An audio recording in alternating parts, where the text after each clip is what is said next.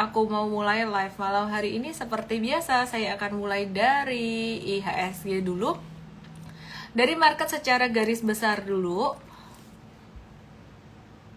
Dan jangan lupa yang ada di TokTok, yang ada di YT. Thank you buat giftnya Yoyok. Ke Igoy aja ya. Oke, langsung ya. Lihat di Igoy ya. 1, 2, 3. Biasa nunggu 2000, ini gak usah nunggu 2000 deh, biar cepat. Oke, IHSG gimana kabarnya? Udah turun selama beberapa hari terakhir. Di Bursa Amerika juga udah sempat turun lumayan signifikan ya. Bursa Amerika ini perhatikan, Dow Jones ini sempat turun, Dow Jones malah belum naik. Beberapa laporan keuangan perusahaan masih membuat indeks Amerika ini tertahan ya. Jadi ada yang bagus, ada yang nggak bagus. The Magnificent Seven, perusahaan-perusahaan teknologi itu ada yang oke, ada yang enggak. Dan pastinya semua lagi nunggu sentimen yang lagi gede banget di Amerika, yaitu pemilu Amerika tanggal 5 November dan tanggal 6 sampai 7 November itu ada sentimen yang juga dinanti-nanti investor dan traders di seluruh dunia, yaitu pengumuman suku bunga The Fed apakah akan diturunkan atau tidak. Kemungkinannya bagaimana? Kemungkinannya 80% suku bunga itu bakalan turun, tapi di bulan November atau Desember. Maksudnya belum tentu nih di bulan November. Makanya investor tuh semuanya pada HHC, harap-harap cemas gitu. Nah, kalau dulu pas pemilu yang Donald Trump yang pertama, investor tuh kayak nggak suka dengan Donald Trump karena menimbulkan ketidakpastian. Sekarang malah investor tuh suka dengan Donald Trump. Kenapa ya? Mungkin karena mereka udah tahu kebijakan-kebijakannya tuh gimana, stylenya tuh kayak gimana gitu dibandingkan dengan Kamala Harris. Nah, kebijakan Donald Trump dengan Kamala Harris ini ternyata cukup berbeda ya. Jadi ini penting banget sebenarnya untuk diperhatikan, seperti halnya di Indonesia. Kenapa investor pada wait and see? Karena kebijakan yang diambil oleh presiden ini bakalan menentukan arah perekonomian ke depan dan arah industri ke depan itu bagaimana gitu. Nah, jadi kalau kita perhatikan pendekatannya Donald Trump ini, dia tuh menjanjikan negosiasi diplomatik cepat untuk mengakhiri konflik antara Rusia dan Ukraina. Nah, tapi Kamala Harris ini dia berjanji buat terus ngedukung Ukraina untuk melawan agresi Rusia. Jadi beda, dari sini aja udah beda banget. Perbedaan ini menandai potensi perubahan geopolitik besar. Jadi kalau Kamala Harris yang menang, kemungkinan ini akan berdampak pada harga-harga komoditi yang bisa lebih fluktuatif, kira-kira gitu. Tapi kalau Donald Trump yang menjanjikan negosiasi diplomatik untuk mengakhiri konflik Rusia-Ukraina, ini harga komoditi bakalan lebih calm gitu. Jadi nggak akan lebih fluktuatif. Artinya naik turunnya nggak akan signifikan gitu ya. Terus ada rencana meningkatkan produksi minyak Amerika. Jadi Trump bertujuan untuk menurunkan harga minyak secara signifikan. Ini bisa berpengaruh pada deflasi di Amerika dan juga di Indonesia. Jadi hati-hati kalau Trump terpilih, mungkin bagus buat beberapa saham yang lain, terus Bitcoin. Tapi untuk minyak ya ada kemungkinan dia akan turun karena supply minyaknya mungkin akan ditambah, produksi minyaknya tuh akan ditambah di Amerika. Cuman masih banyak faktor yang lain ya. Faktor musiman pun sangat berpengaruh untuk sektor komoditas. Jadi ini bukan satu-satunya faktor yang menentukan harga minyak. Jadi maksudnya kalau Trump terpilih bukan berarti harga minyak tuh kayak trennya terus turun, terus tetap ada fluktuasinya gitu. Oke, terus kita mau ngelihat faktor penting juga, nilai tukar mata uang rupiah US dollar dan rupiah bagaimana kabarnya. Yuk kita lihat di sini yuk, di Igoy ya pastinya ya teman-teman yang ada di TokTok, yang ada di YT, boleh lihat ke Igoy. Nah, ini nilai tukar mata uang US dollar dibandingkan dengan rupiah. USD dibandingkan dengan rupiah, perhatikan kayak gini. Ini bentuknya apa? Oh, dibilang pattern scallop, ini pattern V, terus kemudian ini handle-nya, ini cup and handle. Oh, jangan disebut cup and handle saya, cup and handle tuh di atas. Ini bolehlah kamu bilang scallop, ini bilang V, bolehlah. Ini tanda dia bullish sebenarnya, tanda dia pembalikan arah naik. Nah, terus perhatikan di sini.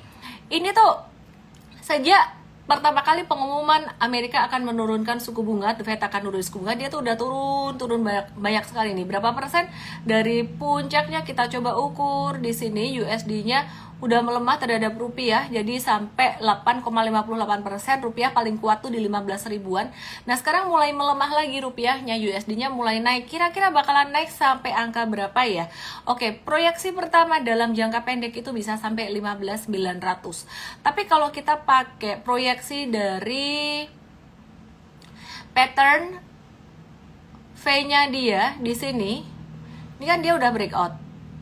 Nah, ada kemungkinan yang lebih buruk buat rupiah, kurang oke ya, itu sampai 16.051. Jadi aku mau kasih range rupiah itu, aku kasih range, lihat di Igoy, rupiah bisa berada di dalam range ini. Nah, di sini ini ada beberapa resistance yang lumayan kuat ya. Di kotakan ini, perhatikan kotakan ini. Ini artinya apa? Di 15.846 ada MA 200 nih kuat, bisa ketahan di sini dikit sideways.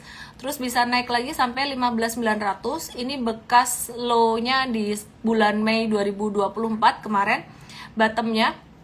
Terus kemudian ini di atas 16.054 ini projection dari pattern V-nya dia. Jadi kedalaman di V-nya ini kita taruh di sini nih jadi resistance sebenarnya. Nah, jadi kalau kalian nanya rupiah itu bisa melemah sampai angka berapa? Ini proyeksinya dari 15.846 sampai dengan 16.048. Resistance-nya memang lumayan kuat, ada beberapa resistance. Aku akan tulis di sini 15.846, terus di situ ada 15.922, terus 16.050 kalau nggak salah. Berapa nih? 048. Nah, kurang lebih kayak gini. Ya, jadi sekitaran 15.846 sampai 16 ribuan. Jadi bisa sampai di situ. Oke, pastinya nggak langsung dalam sehari 2 hari sampai kena di area itu ya. Ini butuh waktu. Nah, jadi bakalan kena di area ini tuh sekitaran berapa lama sih? Kita lihat sikon, The Fed ini November nurunin suku bunga nggak? Kalau The Fed-nya nggak nurunin suku bunga, rupiahnya bisa menguat lagi. Ting sampai salah ngomong. Rupiahnya bisa melemah lagi sampai di sini, sampai di 16.048. Maka dari itu sebenarnya investor belakangan ini wait and see. Asing juga kelihatan masih net sell sampai hari ini tuh sebenarnya mereka lagi wait and see banget buat pemilu Amerika dan juga suku bunga yang apakah akan diturunin atau enggak di 6 sampai 7 November nanti. Tapi teman-teman, sebenarnya kalau aku boleh bilang, market itu kan aku udah ngomong berkali-kali ya, hopefully kalian nggak bosen. Ya, aku nggak banyak kok bahas saham big banks, kemarin udah banyak banget, dan yang udah expert dengerin tiap hari udah mulai bosan, meskipun yang masuk ke DM aku juga banyak banget ya yang nanyain tentang big banks gitu. Jadi perhatikan di sini, ini perhatikan dari Juni sampai Juli ini naik 20%, Agustus sampai September 20%. Nah, kita nggak tahu ini tadi udah ngebentuk bottom, apakah dari harga kemarin bisa sampai 20% lagi, artinya sampai ke 5.500 lagi sampai akhir Desember nanti. Intinya selalu ada peluang, dan aku memperhatikan kondisi saat ini untuk saham-saham perbankan bisa jadi bottom ya. Jadi bulan Oktober akhir sampai November awal. Artinya apa? Aku mau kasih lihat lebih detail sekarang. Nah, jadi kalau di sini saham BRI-nya naik, ini bisa jadi skenarionya ada 2 skenario. Nanti aku akan bahas beberapa skenario untuk saham perbankan yang lainnya ya.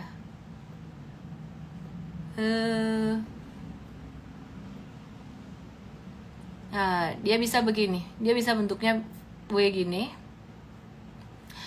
Ya, atau skenario yang berikutnya dia bisa bentuknya begini. Nah, ini aku mau kasih warna yang berbeda.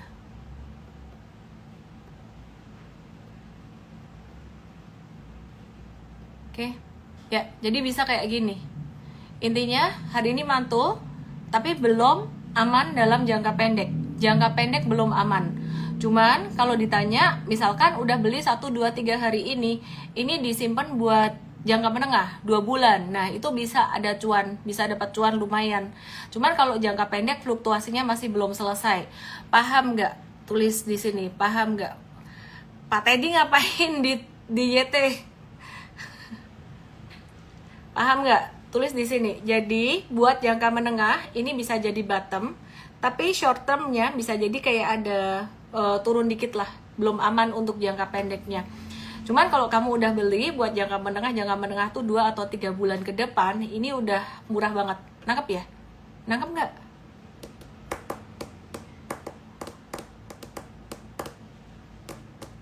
Nangkep gak? Tulis.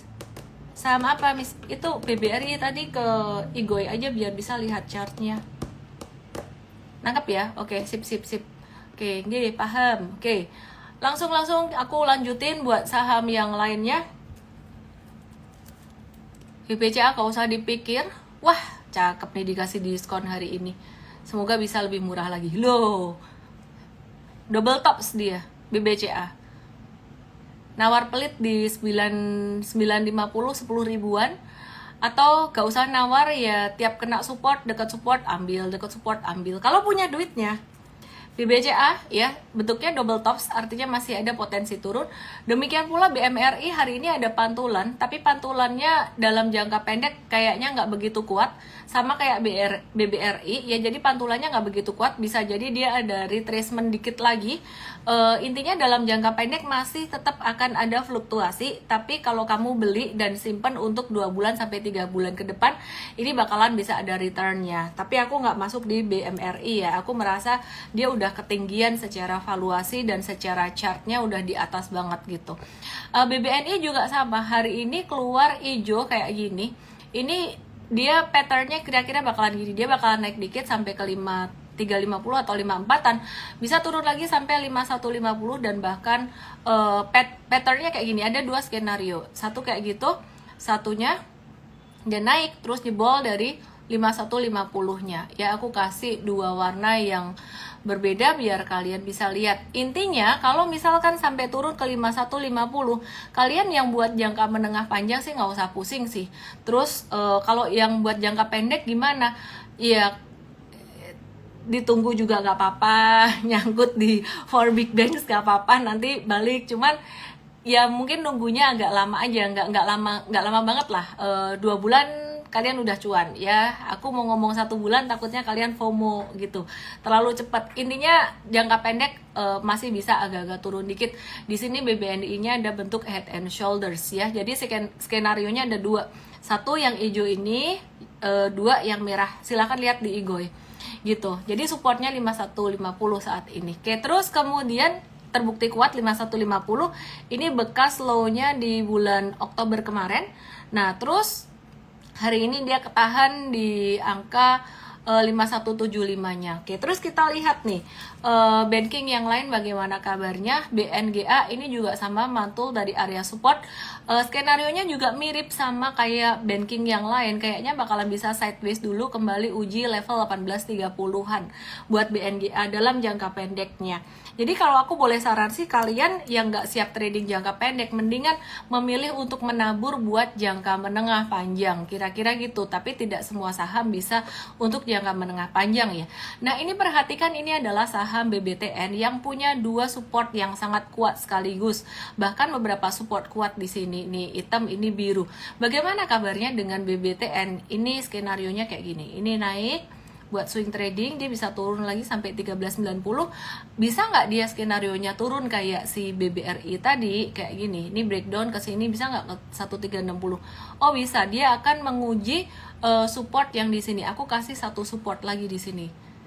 Tring. Nah ya, jadi bisa kena di sini gitu. Intinya dalam jangka pendek kalau ada fluktuasi kayak gini, ini masih normal. Oke, aku akan move ke sektor yang lainnya. Sebelum aku move ke sektor komoditi, aku mau nanya kalian yang di sektor perbankan paham nggak? Sebenarnya ada banyak update makro di sini, tapi nanti aku akan selingin ya. Aku akan banyak bahas saham dulu biar kalian nangkep saat ini kondisinya tuh gimana. Oke, thank you. Oke, pada nangkep, aku kelupaan dengan BRIS. Sebelum aku move ke sektor komoditi, aku mau bahas BRIS dulu juga sama. BRIS-nya ini dia sideways, dia bentuknya kayak gini. Aku mau gambar pattern. Kalian ke Igoy aku, Igoy itu maksudnya INSTAGRAM aku. ya, namanya Ellen May _official. Ya, jadi ini bentuk berpotensi membentuk symmetrical triangle breeze. Dia naik dikit nanti sampai 3100, habis itu sideways sampai 2940. Sabar ya saya gitu. Jadi sabar gitu. Jadi level pertahanannya di 2950, breakdown dari 2950. Mungkin kasih ruang dikit, jangan pas 2950 nya karena 2950 itu support. Kasih ruang dikit di 2880, itu level yang kamu mungkin bisa stop loss. Angkanya agak-agak beda dengan angka M-Trade ya pastinya gitu. Terus kemudian aku langsung move ke sektor komoditi dan sektor yang lainnya. Perhatiin hari ini PTBA naik segini cuy, 4%. Udah M-Trade udah masuk, udah review buy karena udah jadi watchlist kita juga dari kemarin. Dan di sini aku mau kasih tahu resiko fluktuasi volatility di market meningkat. Ya, jadi cepat naik, cepat turunnya kayak gini, ini resiko volatility-nya meningkat. Artinya apa? Artinya kalau kamu trading ini jadi price sensitive banget. Price sensitive banget tuh artinya apa? Artinya perbedaan harga sedikit itu matters. Jadi kalau misalkan kamu ikut M-Trade di angka 2.900, kita kasih max buy di situ. Saran jangan dikejar di atas itu. Kenapa? Karena trennya sekarang lagi banyak tren sideways. Jadi kalau kamu kejar di atas itu M-Trade max 29, biasanya kalau kita udah review buy itu harga saham agak naik dikit, biarin aja, tunggu kalau dia retrace lagi di harga max buy kita. Kalau nggak kena ya udahlah, skip aja, besok juga ada saham lagi yang lain atau nanti ada saham lagi yang lain, mindsetnya kayak gitu. Oke, nah terus kemudian perhatikan di sini. Ini kira-kira PTBA patternnya bakalan kayak gimana? Ini patternnya bakalan kayak gini, sekitaran 3000. Terus kemudian dia akan retrace lagi ya, dia akan retrace lagi kayak gini. Dan jadi kita akan profit taking cepat nih untuk jangka pendeknya. Jadi profit taking cepat untuk jangka pendek mungkin sekitaran level 3000 atau 3050-an. Wah, berarti ini benar-benar swing trading banget ya. Jangka menengah ada juga nggak sih? Kita akan kasih untuk jangka menengah juga, untuk petunjuk jualnya jangka menengah juga. Tapi harga belinya udah sama kayak tadi gitu ya. Intinya tadi yang buy sama kita, barengan sama kita, itu kita akan kasih tahu ntar jangka menengah keluar di mana. Nah, kalau ngikutin harga max buy kita tadi di 2900, itu ada potensi upside sekitaran 4%-an. Oke, kira-kira kayak gitu. Terus selain PTBA, aku mau kasih lihat kalian buat saham-saham yang lain juga. Ini contohnya saham Indi. Nah, Indi ini dia juga lagi ketahan support sakralnya. Menariknya patternnya mirip banget nih kayak BBTN, padahal beda sektor. Kalian lihat chartnya di IGOI aku atau INSTAGRAM aku, namanya Ellen May _official di situ ya. Oke, ya jadi ini aku ada kasih garis kotakan ini. Sebenarnya aku dan tim aku sih ada kasih kotak kayak gini nih. Ini support sakral. Jadi supportnya tuh bukan berupa satu garis lurus aja, tapi satu range kira-kira kayak gitu. Nah, di sini ini tuh perhatikan fluktuasi dari saham Indi ini juga meningkat. Dia naik cepat, terus dia balik ke area support bekas breakoutnya pada tanggal 23 September dan 24 September kemarin, balik ke situ cepet banget. Ini ketahan di sini. Patternnya kira-kira bakalan kayak gimana? Kira-kira sama, mirip kayak saham perbankan. Ya, jadi bakalan naik dulu kemungkinan sampai ke 1650 untuk trading jangka pendeknya. Terus skenarionya dia bisa ketahan di 1535. Apakah ada skenario kedua kayak saham banking bisa begini nggak? Bisa ya, jadi bisa turun di bawah itu. Nah, kalau sampai di bawah 1535 kita kayaknya bakalan kabur dulu gitu. Terus jadi banyak banget saham-saham yang belakangan ini turun tapi kayak nggak ada volumenya gitu ya. Jadi turun kayak nggak ada volume dan jatuhnya tuh ketahan di area support, terus kemudian dia naik lagi. Nah, jadi kayak ini Inco ini juga sama.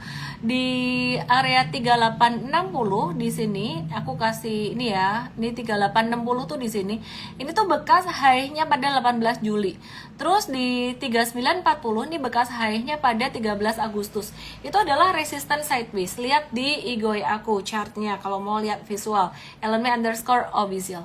Kemudian ini kemarin turun. Volume transaksinya tuh kecil sampai Ini aku gedein biar kalian bisa lihat lebih detail. Ya, kemarin jatuh di sini kayaknya banyak yang mungkin kena margin call atau for sale buat yang pakai utang nih ya, karena turun beberapa hari gitu. Mungkin ada yang spekulatif pakai T plus juga, transaksi pakai utang gitu. Nah, terus kemarin transaksi ini mulai menguat ya. Jadi volumenya mulai menguat. Terus hari ini volumenya lebih gede daripada kemarin. Dan kalau diperhatiin hari ini tuh tadi memang sempat merah sampai low-nya 3750. Tapi terjadi tarik menarik antara bull dengan bear, daya beli dan tekanan jual, antara pihak yang berniat untuk buy dan pihak yang berniat mau jualan. Ini tarik menarik, ada yang jual, ada yang buy, ada yang jual, ada yang buy. Ada yang spekulatif jelang Trump terpilih atau jelang pemilu Amerika, jelang pemilu Amerika itu ada yang buy di sini. Nah, ini juga sama buat trading jangka pendek aja. Kira-kira kayak gini. Harga nikel sendiri gimana? Tetap harus perhatikan harga komoditasnya. Bisa gini juga ya. Oke, mari kita lihat harga komoditas. Aku cuma mau kasih summary bahwa sektor metals sama kayak sektor perbankan ini resiko fluktuasinya lumayan banget. Nah, buat nikel ini koreksi harga nikelnya udah di support kuatnya banget di 15.560. Jadi ada potensi akan ada pantulan dari harga nikelnya dan juga buat saham Inco-nya juga gitu. Nah, terus sekarang kita mau lihat buat saham yang lain dari sektor minyak dan gas. Kita sekarang lihat harga minyak gimana? Harga minyaknya masih sideways aja untuk WTI crude oil, sedangkan Brent crude oilnya, perhatikan di IGOI, ini lebih bagus trennya daripada WTI, biasanya mirip banget, tapi ini beda, Brentnya dia nggak turun banyak. Kita akan lihat buat beberapa saham yang terkait dengan migas. Oke, terus kita lihat Elsa-nya lagi di support, just mantul dikit, di sideways-nya kita nggak sentuh tadi. Terus Medco ini juga lagi di support, mantul dikit. Nah, ini kita bakalan profit taking cepat, karena ini bakal mirip kayak saham-saham yang lain, kayak banking dan komoditi lain ini. Ya, jadi cuan dikit bungkus.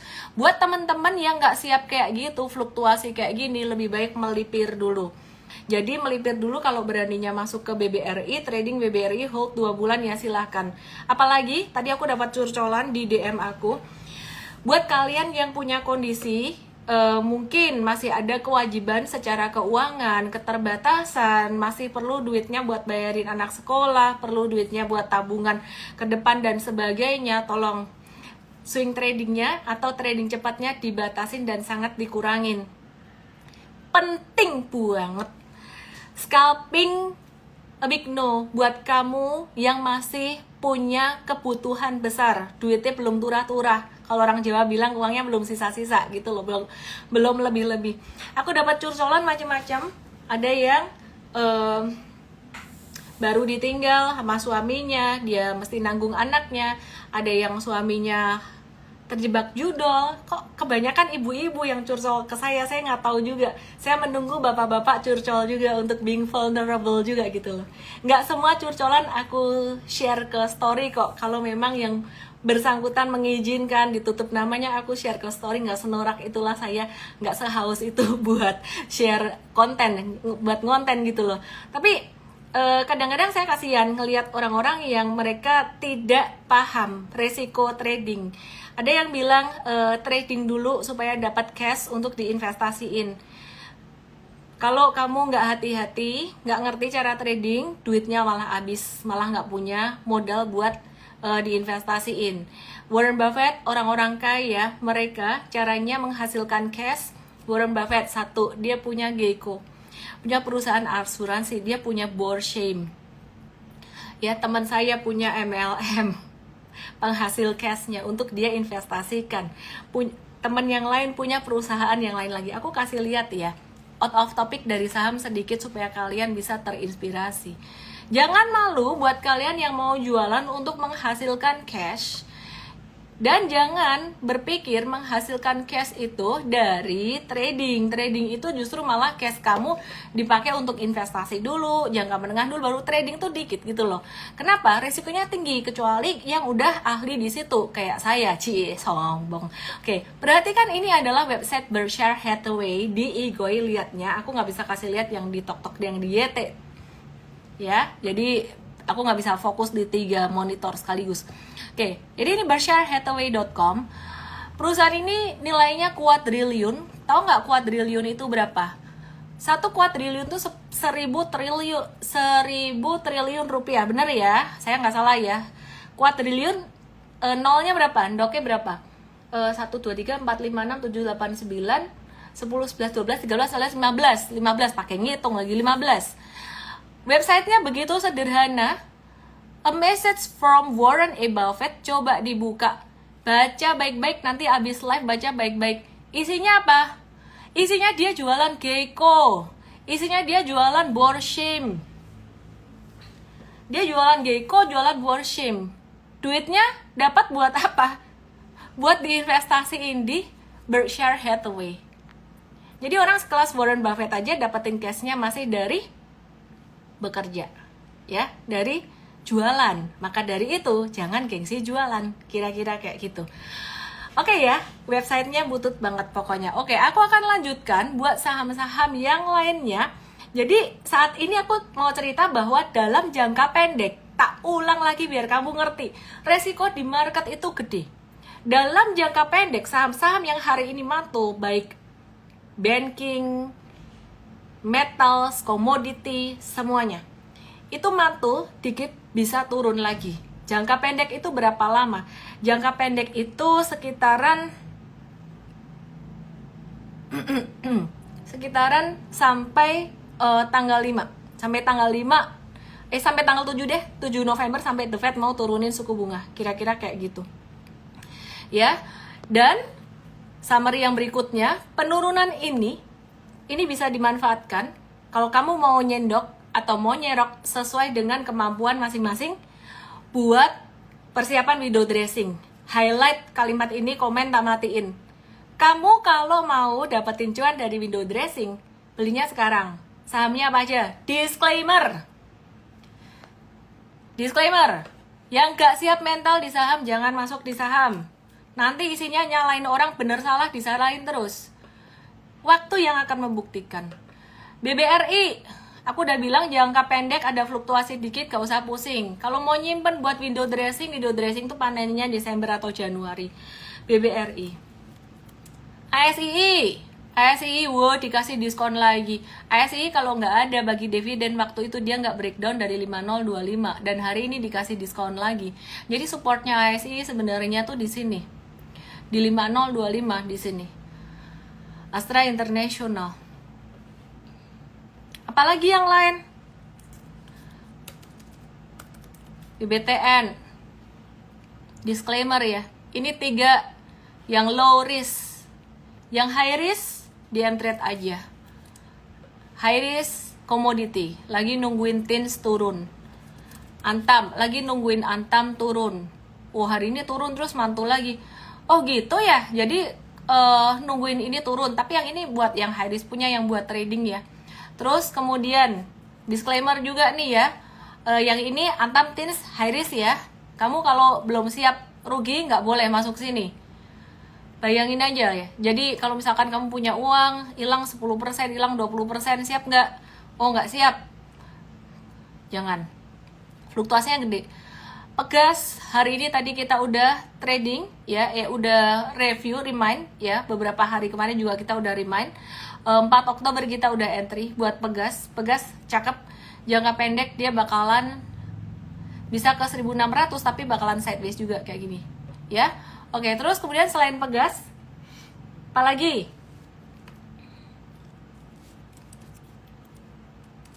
PTBA, ini buat trading juga jangka pendek. Jadi yang amannya apa dong? Yang aman ada, ya tadi BBRI, ASII, terus INTP, SMGR gimana? INTP di support, cakep supportnya, diskonnya cakep banget, masuk watchlist nih. Sabar nggak kamu?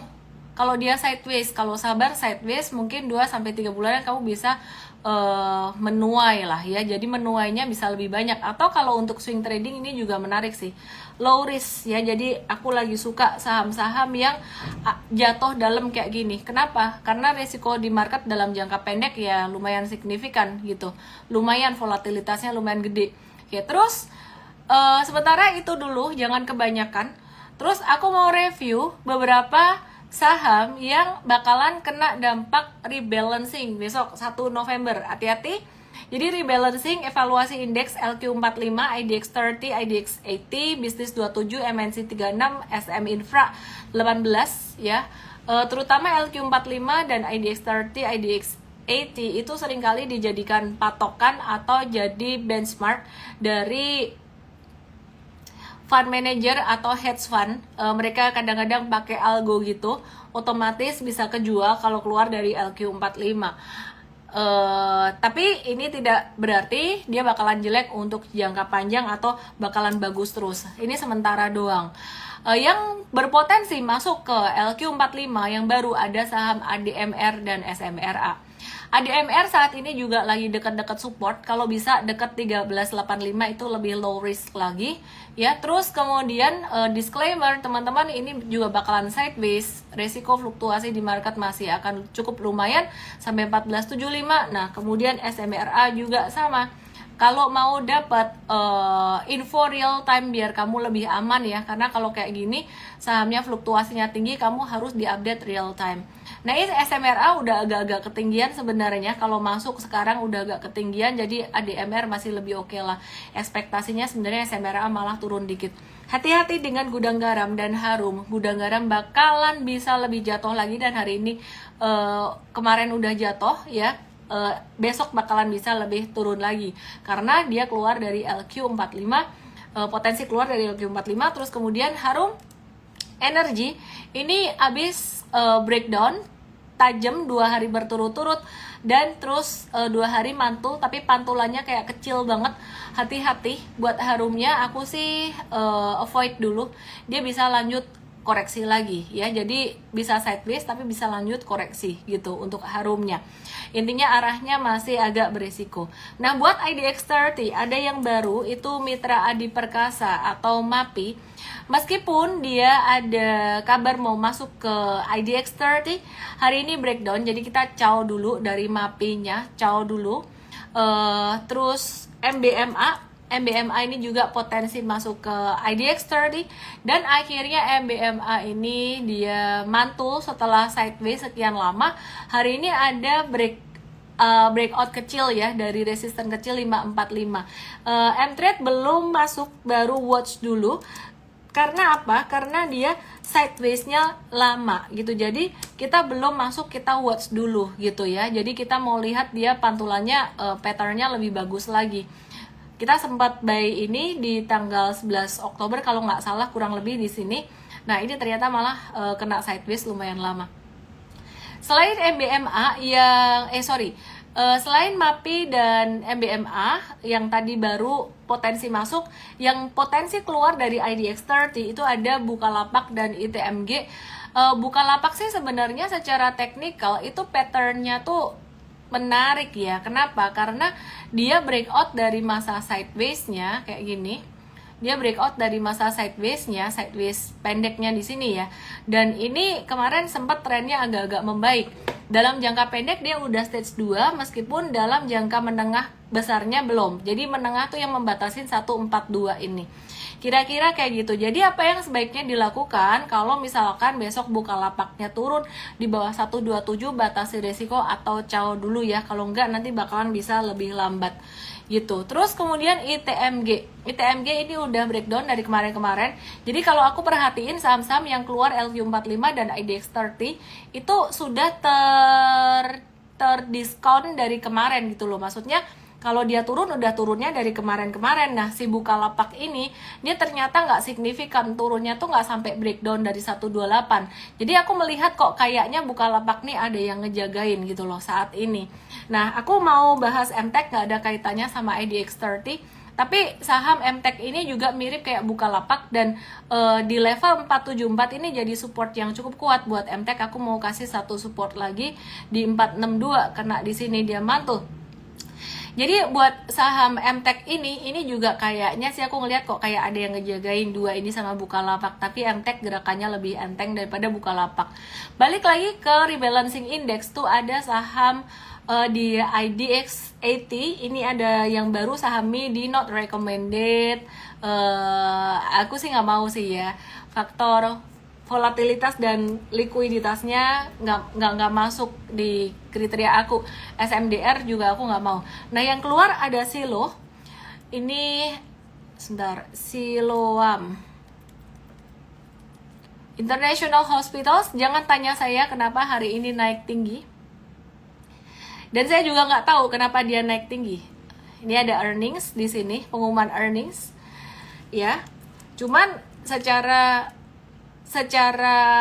likuiditas, secara size ya ini nggak begitu besar. Jadi saya lebih memilih untuk wait and see dulu lah, lihat-lihat dulu lah gitu. Karena dia juga keluar dari IDX 80. Terus kemudian Tebik dia juga keluar dari IDX 80. Jadi naiknya Silo tuh nggak ada kaitannya dengan IDX 80 tadi. Yang MNC 36 dan SMI Infra 18 aku nggak bahas. Terus aku mau bahas saham Antam. Antam ini M-Trade tadi profit taking karena dia sempat jatuh lumayan signifikan. Kita profit taking 15-16% ya. Jadi M-Trade udah profit taking 15-16% buat jangka menengahnya. Aku mau update beberapa hal lagi.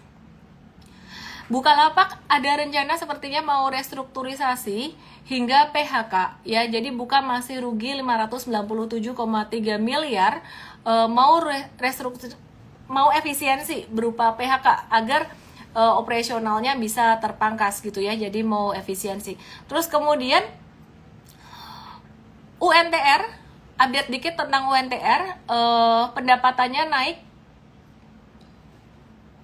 Chart aku kasih lihat dulu di Igoy, lihat di Igoy. Pendapatan naik dikit secara kuartalan maupun secara tahunan. Laba bersihnya secara kuartalan naik 21%, hari ini naik signifikan. Biarin aja, jangan dikejar karena dia bakalan sideways juga.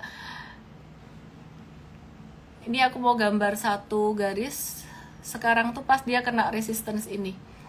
Jadi wait and see dulu ya buat UNTR-nya.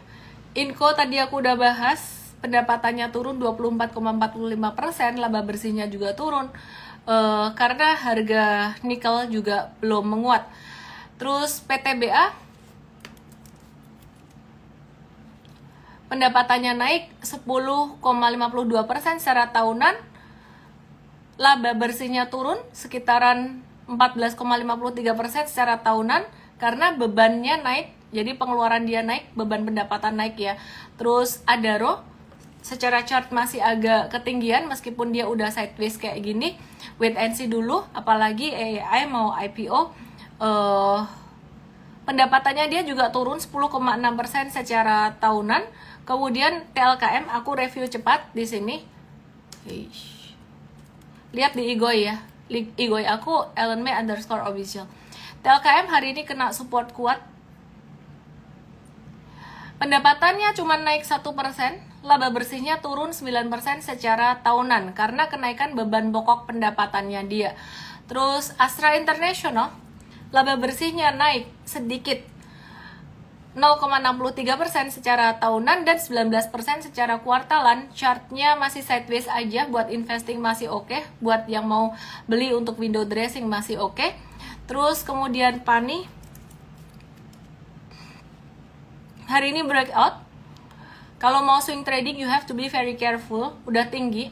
M-Trade udah profit taking 140% untuk Pani.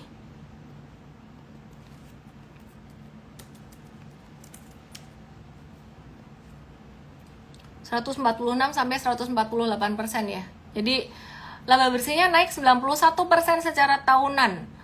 Terus pendapatannya sebenarnya naiknya nggak signifikan, tapi laba bersihnya yang naik signifikan. Asa bahas nggak ya? Laba bersihnya naik 79%, chartnya kayak gini, nggak mau. Kalbe Pharma habis breakdown. Kalbe Pharma kemarin habis breakdown, balik lagi ke support kuatnya. Saham ini banyak sideways tapi fluktuasinya untuk jangka menengah panjang ini lumayan. Jadi kalian kalau mau trading saham ini beli di support monthly-nya. Ini pakai monthly chart. Biasa kalau Kalbe Pharma ini aku justru lebih cocok pakai monthly chart. Jadi monthly chart kayak ini ya, beberapa bulan yang lalu, aku nggak tahu kalian ingat atau enggak. Kalau kalian ingat, ini aku sering gambar chart kayak gini. Terus di bulan Januari sampai April dia kena terus sama garis merah ini. Ini kalau kalian beli sekarang, kalian misalkan mau trading buat trading beberapa bulan, ini sekarang waktunya profit taking. Jadi bulan September, Oktober, nah ini pakai candle monthly gitu. Ini yang saham yang unik sih menurut aku sih. Daily-nya banyak sideways, tapi secara monthly itu dia kayak kelihatan banget, chartnya tuh kelihatan jelas banget gitu ya. Oke, terus kemudian TOWR,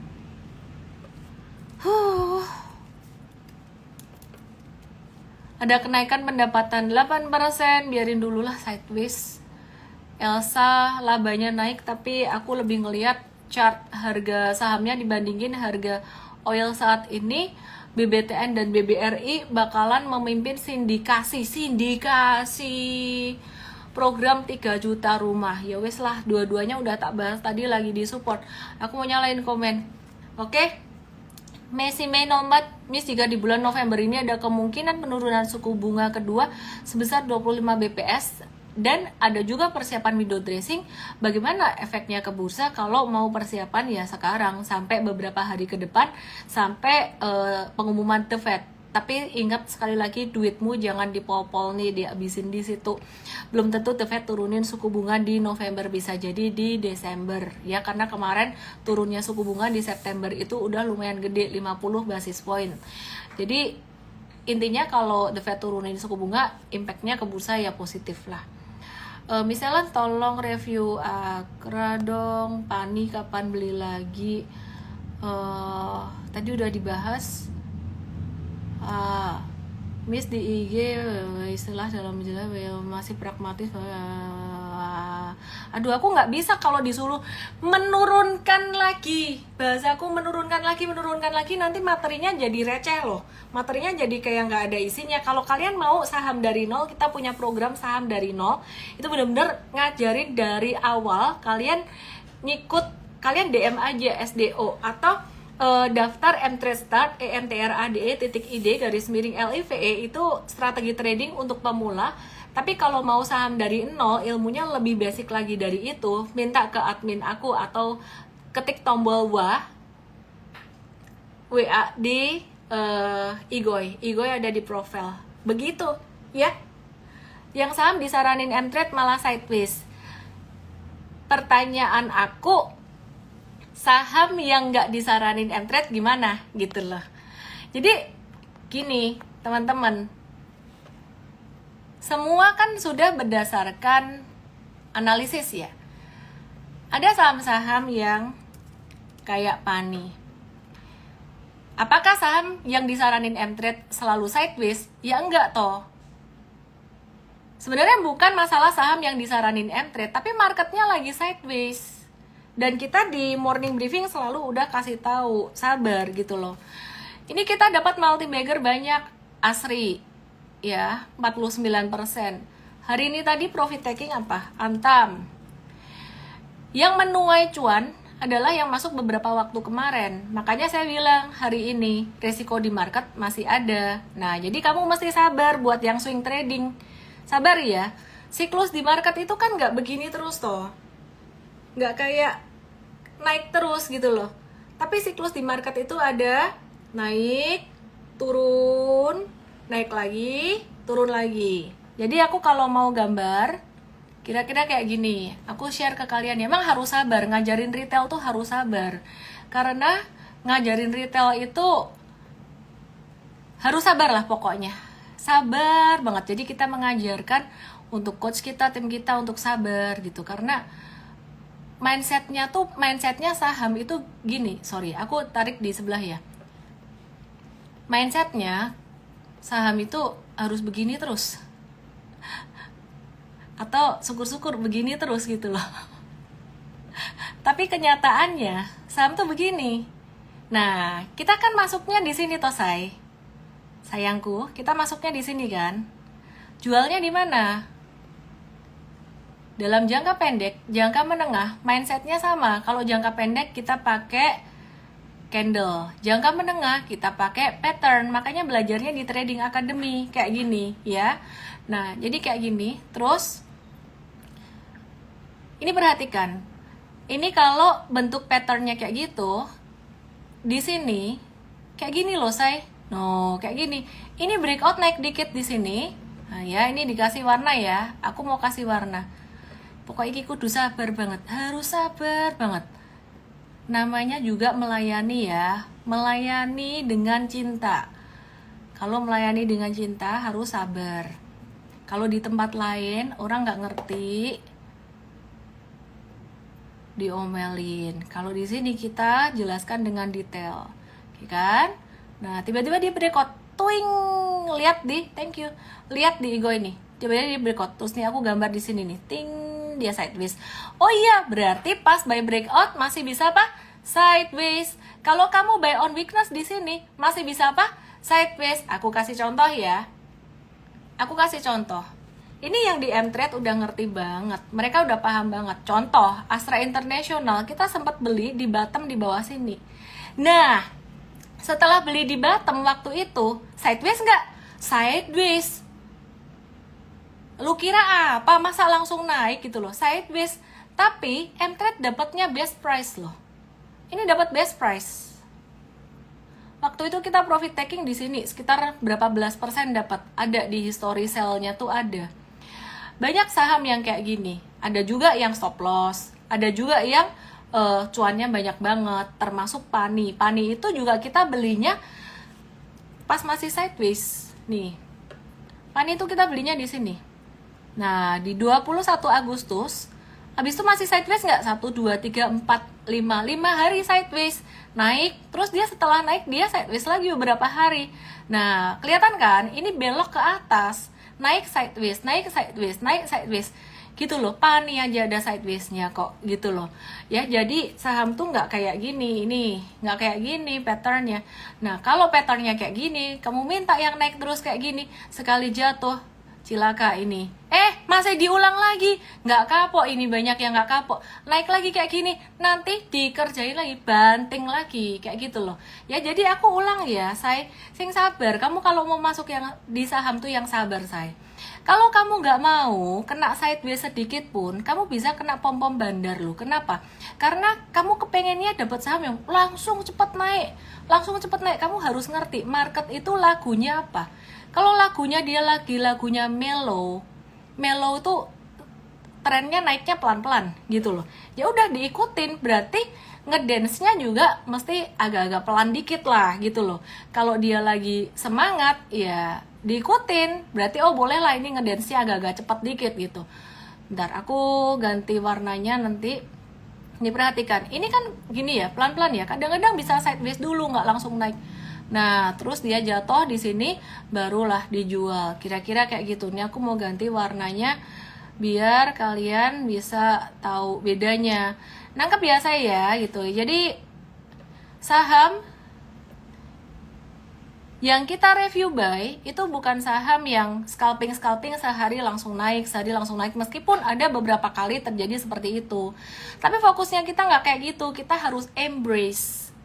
Ada waktu dimana pas lagi di stage 1 di bawah, tuh sideways, naik dikit, sideways dikit lagi. Jangka menengah bisa dapat banyak gitu. Kalau nggak mau sideways sama sekali, nggak mau ada fluktuasi sama sekali, menurut aku sih bahaya banget. Kamu bisa kena kejebak pom-pom bandar. Kalau kalian baca yang jauh lebih ekstrim, buku-buku Warren Buffett, investasi jangka panjang, itu dia ngerespon fluktuasinya bukan lagi kayak gini. Warren Buffett memberikan toleransi terhadap fluktuasi harga sahamnya. Misalkan pakai siklus yang hijau ya. Hijau ini kan siklus gede ya. Dia memberikan toleransi terhadap pergerakan harga sahamnya dia tuh kayak gini. Misalkan ya, dia beli, anggaplah dia belinya di sini gitu. Di sini dia belinya anggapnya di sini gitu ya. Nah, terus coba aku ganti warna hijau lagi. Kuas, beras kali, masa kuas. Ganti bahasa Inggris deh besok coach. Ya, Warren Buffett itu bisa jadi dia belinya di sini. Nih, misalnya di sini ya. Dia bisa loh, ada fluktuasi sampai di sini. Twing, gak peduli dia. Loh kenapa kayak gitu? Dia gak stres kah? Gak takut? Enggak. Kenapa? Karena dia punya pertimbangan. Dia tahu alasannya. Ya, sampai, wah ini fluktuasinya kayak gini nih. Nah, ini saham Warren Buffett bisa begini nih. Kenapa? Dia time horizonnya gede. Jadi kalian mesti ngerti ya time horizon investasi kalian tuh kayak gimana. Yang kayak gini misalnya gini, naik lagi turun lagi. Ini banyak banget investor yang khususnya contohnya di INKP. Aku udah nemuin beberapa investor di INKP yang ngalamin kayak ini. Ada yang suka INKP katanya perusahaan tuh fundamentalnya bagus. Udah cuan, turun lagi. Warren Buffett tahan banget. Kenapa? Karena dia tahu, maka dari itu dia bisa menjadi besar. Kalau Warren Buffett tuh benar-benar melihat perusahaan top gitu. Di Indonesia bisa nggak? Bisa. Tapi sedikit perusahaan yang benar-benar dilihat dari perusahaannya aja gitu. Dia nggak peduli makro, dia nggak peduli fluktuasi. Kalau aku masih melihat di Indonesia, kenapa? Karena di Indonesia marketnya tidak seefisien di Amerika. Jadi kalau kamu nggak bisa embrace fluktuasi yang didefinisikan dengan mungkin ada sideways sedikit dalam jangka pendek, apalagi kalau kamu memilih mau cuan lebih gede, nggak bisa embrace fluktuasi sama sekali, itu bahaya bisa kena pom-pom atau jebakan bandar, karena kepengennya langsung cepat. Edukasi pemahaman tentang market sangat penting sekali. Belajar di M-Trade Start biar kamu paham yang namanya cycle. Langsung aja daftar di emtrade.id _LIVE Basic Trading Mastery 9 November 2024 jam 10 supaya kamu tahu sideways mana yang oke, sideways mana yang tidak oke, breakout mana yang bagus, breakdown mana yang masih bisa ditahan, breakdown mana yang harus dijual, supaya kamu bisa perlahan-lahan membangun asetmu dengan tidak terburu-buru, jadi jauh dari jebakan bandar. Oke, manage your expectation, be smart, jangan sampai cuman ikut-ikutan rekomendasi doang. Saya Ellen May, salam profit, selamat malam, dan tetap semangat. Oke, dadah. Audi .67 5 tahun lalu serial juga perusahaan bagus, sekarang sudah kolaps. Bagusnya tuh definisinya kayak gimana? Ada yang bilang bagus, oh iya kayaknya perusahaan gede, bagus. Warren Buffett punya strategi sangat terkonsentrasi. Jujur saya masih belum berani kayak beliau ini. Karena apa? Karena beliau ini benar-benar kalau ngelihat perusahaan itu kayak gitulah banget gitu loh, kayak milih pasangan hidup banget. Kalau aku masih diversifikasi ya, terutama melihat market Indonesia yang tidak terlalu efisien. Tidak efisien, definisinya adalah gampang digoreng. Oke, gitu aja. Selamat malam. Ara lagi di sana dan baju aku lagi nice, lembut malam ini, mau dipakai kerja juga besok, jadi aku nggak mau nih kena bulu-bulu Ara. Good night, selamat malam. Dava, per PBV, ROI, NPM, OPM, itu kan cuma numbers. Dia mesti ngelihat perusahaan itu dari manajemennya, ngelihat dari pangsa pasarnya, bisnis modelnya, bukan cuma numbers. Gitu.